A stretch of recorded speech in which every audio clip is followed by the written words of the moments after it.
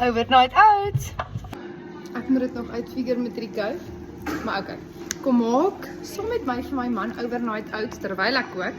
Dan kom ek wys jou wat jy nodig het. My man love hierdie vir sy ontbyt in die oggende. Jou leehouers, oats, chia sade, heuning, amper klaar is. Plain yoghurt. Môre maak ons eie, so onthou vir daai video. Melk en peanut butter en die heel belangrikste bestanddeel wat ek insit is sy Ambrotoast. So ek begin met 'n halwe koppie oats in elke houer.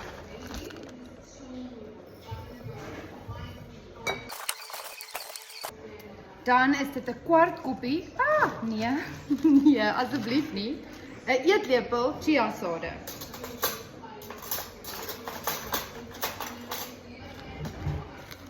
Okay, so 'n eetlepel chia sade. Chai, chia, whatever. Okay, 'n eetlepel, lekker eetlepel, plain yoghurt in elke bottel.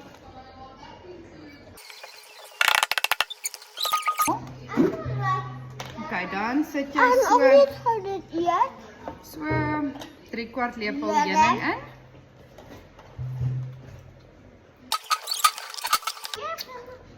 En peanut butter. Kan ek wat?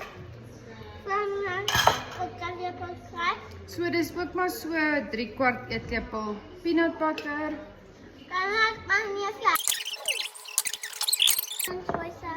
Dan 'n koppie melk. Knippie neem nie meer. Weet nie, maar net so dit sokkie. Die heel belangrikste. My man die gesondste persoon te hou. En ek eet dit. Is 'n lepel, 'n scoop Ambrotoast. Dis ook Dan vir weet ek hy beeste. kry sy Ambrotoast in.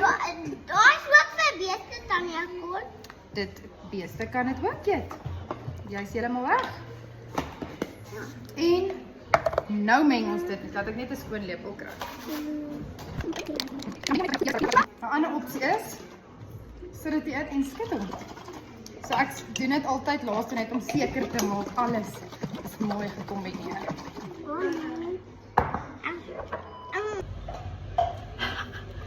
Overnight oats. In die yskas en my man kan in die oggende